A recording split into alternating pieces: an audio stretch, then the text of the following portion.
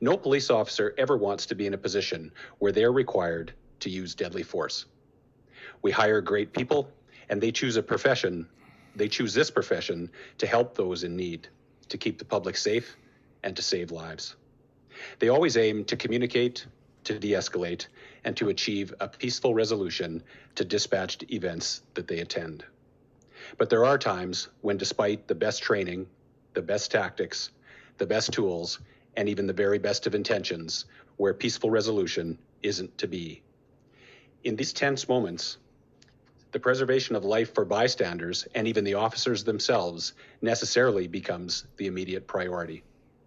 As a practical reality, the reactions of our officers will at times be dictated by the actions of the person they're working to try and help.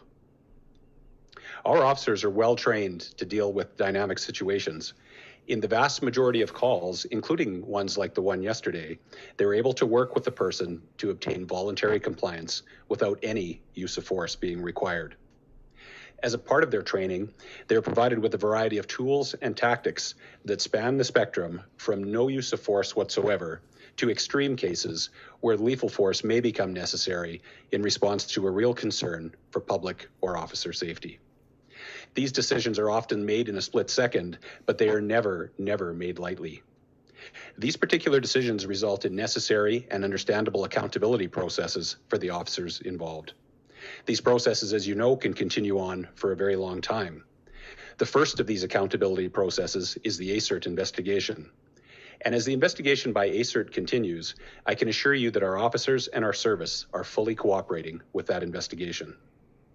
Based on my understanding and my knowledge of this situation, I'm confident that the investigation will ultimately demonstrate that our officers conducted themselves appropriately, reacting in the best interests of public safety. The incident was captured on multiple body-worn video cameras, and I'm certain that this evidence will be particularly helpful to the assigned ACERT investigators. My full support is with the officers who responded to this incident and all of the officers who day in and day out proudly serve Calgarians and protect them from harm. Our officers have faced a number of very difficult and very dangerous situations, even if I think back just to December. And as you know, well, an officer did lose his life in one of these incidents.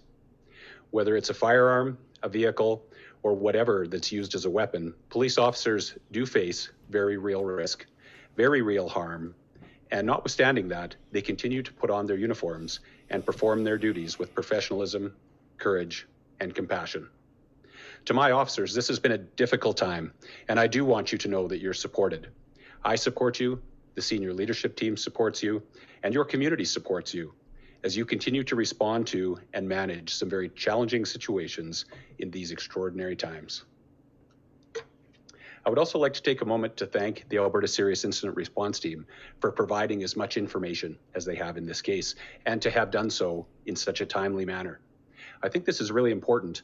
In situations like this, the public expects accountability and transparency when there's an officer-involved shooting.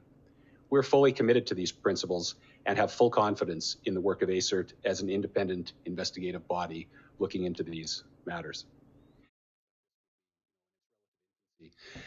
In this particular case, I think because the Calgary Police Service ascribes to body-worn video, I think there were some things that were able to accelerate, some level of comfort around putting out some additional information, which I think is really helpful in these cases, because I think in absence of information, there's oftentimes, rumor and assumptions and that sort of thing will seem to fill that information gap.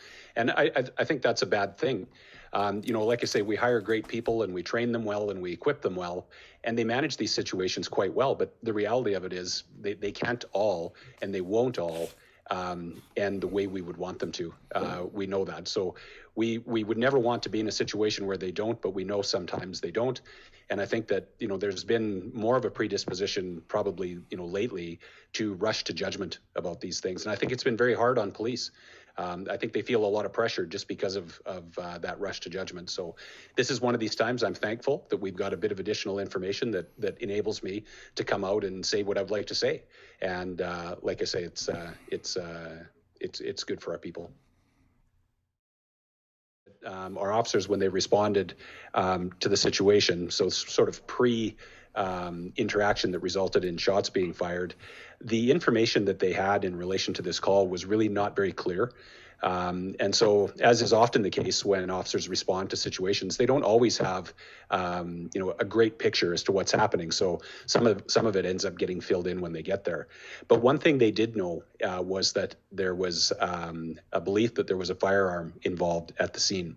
So I can tell you, just in terms of the de-escalation and the mission, if you will, when they arrived there, they purposely did not go up to or into that room. They're very concerned about the potential for violence if they were to do that. I can tell you made reference to was there less lethal options there? And I can tell you, yes, there was.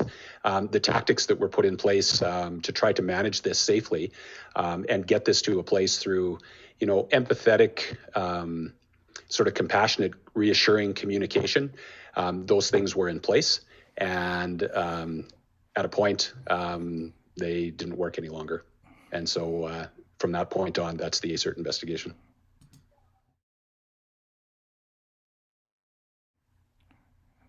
So at the time, the officers didn't know, as I said, didn't have a complete picture as to what they were going into.